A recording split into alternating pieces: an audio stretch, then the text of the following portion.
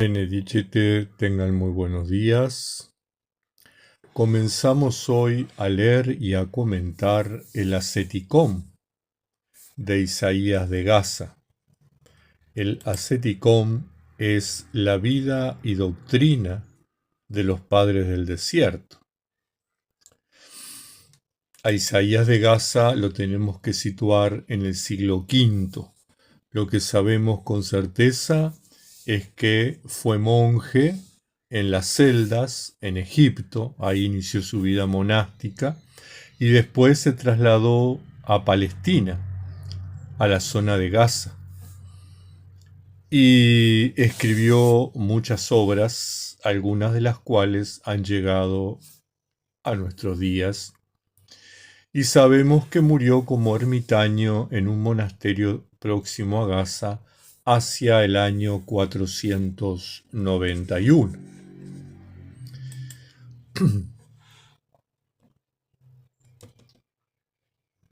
Hoy vamos a estar compartiendo la primera parte. Está dividido en logos. Logos, recuerden que es palabra, ¿verdad?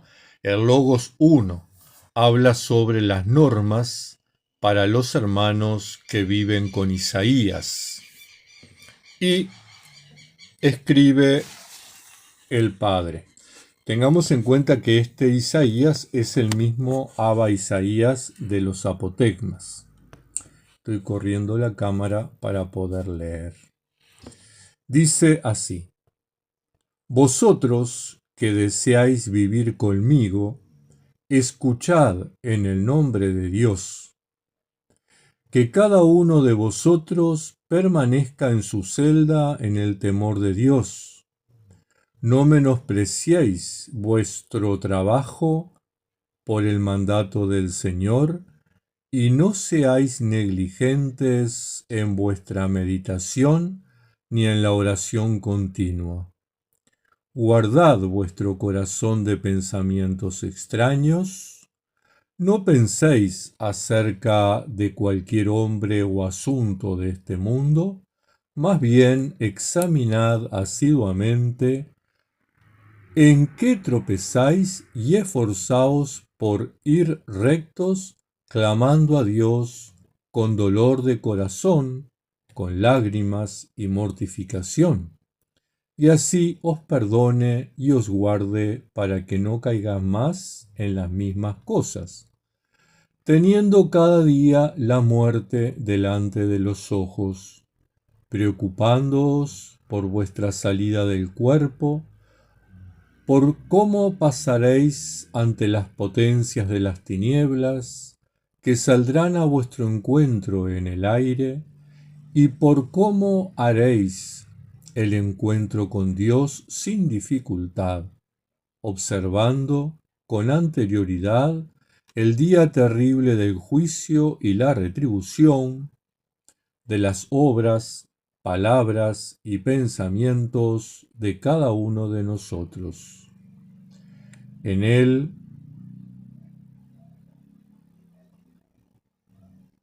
os lo pida. Cada semana trabajad con el temor de Dios sin abandonar la meditación. Que nadie entre en la celda de su hermano, ni queráis veros antes de tiempo. No vigiléis el trabajo del otro para ver si tu hermano trabaja más que tú o viceversa. Cuando salgáis para realizar un trabajo sin importancia, no habléis de cosas vanas, no tengáis ninguna familiaridad, sino que cada uno, en el temor de Dios, realice su trabajo y su meditación en secreto, recogido en sí mismo. Cuando termine la reunión o cuando os levantéis de la mesa, no os sentéis a hablar unos con otros, ni palabras de Dios ni palabras del mundo, sino que cada uno entre en su celda para llorar por sus pecados. Si hay quien necesite hablar, que hable poco, con humildad y contención, pensando que Dios lo observa. Si el contenido de este canal le es útil para su proceso espiritual, usted puede suscribirse al canal del Eremitorio Emaús, darle me gusta a nuestros videos, compartirlo con sus contactos a través de las redes sociales.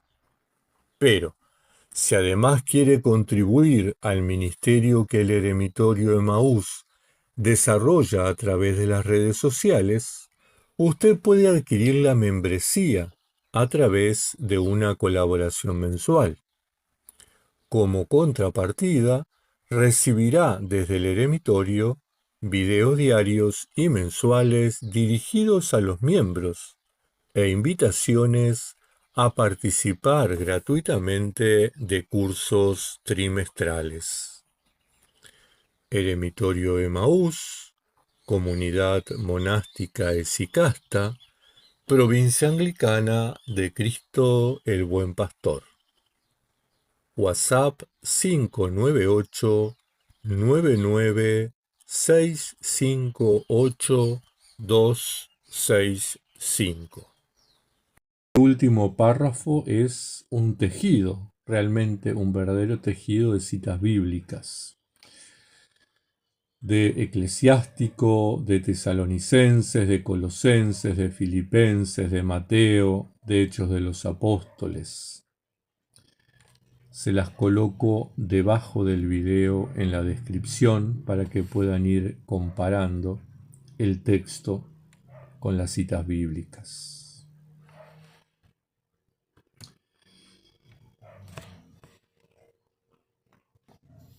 Pues bien, Isaías entonces nos plantea, estamos hablando de uno de los padres, de los fundadores del monacato, con una trayectoria muy importante porque absorbió toda la enseñanza de los padres de Egipto, recordemos que estuvo en las celdas, y la transmitió a el monacato palestino. Él estaba en Gaza y tenía discípulos, si bien era ermitaño, tenía discípulos y le escribe a sus discípulos estas normas.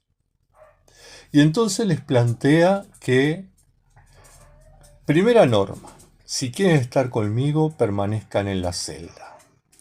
Recordemos la importancia que tiene la celda en la vida de los padres del desierto. Recuerden aquel apotegma que dice, entra a tu celda y ella te lo enseñará todo. Entonces, Isaías nos plantea o le plantea a sus discípulos permanecer en la celda, les plantea no menospreciar el trabajo, les plantea que no sean negligentes en la oración continua.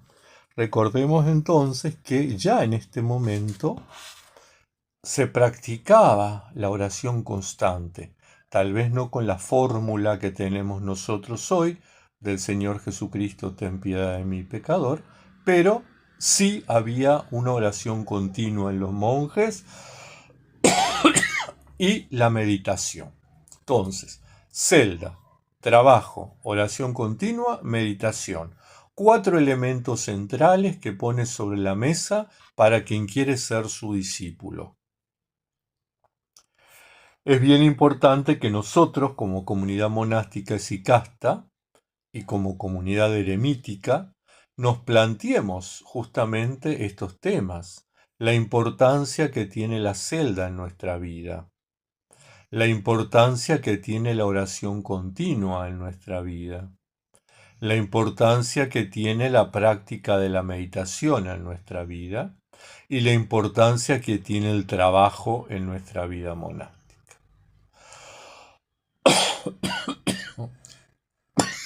Inmediatamente pasa al combate espiritual. Guardad vuestro corazón de pensamientos extraños. No piensen en personas o en asuntos, es decir, controlar los pensamientos. Aquello que tanto insisten los padres esicastas, poder controlar, poder dominar los recuerdos y los pensamientos. Y dice que examinemos asiduamente esos pensamientos que vienen a nuestra cabeza.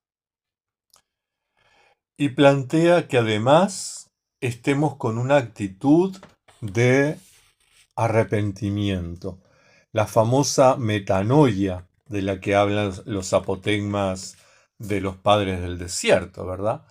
Isaías dice, entren a su celda con arrepentimiento y lágrimas. Es justamente esa actitud de saberse pecador y a su vez perdonado por Dios que es rico en misericordia.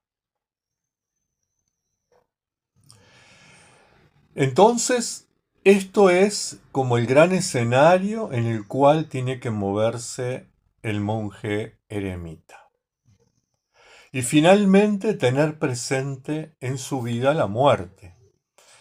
Muchas veces en nuestro occidente cristiano nos hablan de muerte y enseguida se nos produce reacción, se nos paran los pelos. No queremos tocar el tema. Sin embargo, si queremos estar en la presencia de Dios, esa es la única puerta de entrada. Pasar por la muerte, transitar ese paso de esta vida a una vida plena en la presencia de Dios. Por lo tanto, es importante que pensemos en la muerte, que la muerte no llegue a nuestra vida de improviso y nosotros no seamos capaces de habernos preparado, de haber preparado ese momento, de transitarlo con dignidad, de transitarlo con libertad, de transitarlo con esperanza, de transitarlo con paz, sin miedos, sabiendo que del otro lado está Dios esperándonos con sus brazos abiertos. Y estos conceptos que plantea Isaías en general, los remarca diciendo, cada semana trabajad en el temor de Dios, sin abandonar la meditación. El temor en cuanto respeto, en cuanto reverencia. Si trabajar en esa actitud de adoración a Dios, de reverencia a Dios, sin abandonar la meditación, ¿verdad? Y ahí da algunos consejos prácticos que muchas veces los monjes caemos en el error de abandonar la soledad, abandonar el silencio, abandonar la celda. Dice que nadie entre en la celda de su hermano, ni quieran verse antes de tiempo. El momento de verse es el encuentro para la oración, es el encuentro para la liturgia, es el encuentro para la recreación, pero son encuentros pautados y marcados comunitariamente. No vigilen a los hermanos a ver si hay alguno que trabaja más que yo, a ver si hay alguno que ora mejor que yo, a ver si hay... Preocúpense de ustedes, porque ustedes van a tener que rendirle cuenta a Dios de su vida, de su proyecto monástico, de sus acciones y no de las del hermano. Cada uno es responsable de sus pensamientos, de sus deseos, de sus palabras, de sus acciones. Entonces, no estar atentos a lo que hace el otro, sino estar atentos a lo que hago yo. Ser capaz de revisarme. Por eso es importante que en nuestra práctica cotidiana nos revisemos. El día es muy largo, son muchas horas, por ahí a lo mejor tenemos que fijar distintos momentos para ir pautando y revisándonos nuestros pensamientos, nuestros recuerdos, nuestros deseos, nuestros sentimientos, nuestras palabras, nuestras acciones o nuestras omisiones. Aquello que teníamos que hacer y no hicimos. ¿Para qué? Para poder rectificar, para poder cambiar la actitud, ¿verdad? Para poder mejorar, para superarnos como cristianos, primero como humanos, después como cristianos y finalmente como monjes, como monjas. Por lo tanto, esa actitud de discernimiento, esa actitud, dice Isaías, de llorar los pecados en la celda, ¿verdad? Es necesario estar en la presencia de Dios. Si tengo que hablar con un hermano, lo que sea, bueno, hablar con humildad, contención y pensando que Dios lo observa todo. En nuestros tiempos y en nuestro contexto, evidentemente no estamos ni en las celdas de Egipto ni en los desiertos de Palestina o Siria. Cada uno está en su país, estamos bien lejos, entonces tenemos asegurado que no va a haber visitas presenciales. No obstante, las visitas virtuales existen. El aparatito al que llamamos celular, que es muy útil, porque es un instrumento de trabajo, de comunicación, para orar junto con los otros, sumamente útil. Pero todo depende cómo lo usemos. Yo puedo estar en mi celda y puedo estar, ¿cómo es que le dicen? Bueno, no me acuerdo. Tiene un nombre cuando uno está frente al televisor y cambia de canal y canal. Yo escucho a mis sobrinos a veces. No me acuerdo. Pero puede estar picoteando, ¿verdad? En el YouTube, en el Facebook, en el Instagram, en el TikTok, en el lo que sea. Y estar de aquí para allá, aquí para allá. Y entonces perdimos el tiempo. Entonces estuvimos en nuestra celda perdiendo el tiempo. No fuimos capaces de orar, de meditar, de trabajar. Los elementos que nos pone Isaías de Gaza como esenciales para la vida eremítica. Oración, meditación, trabajo.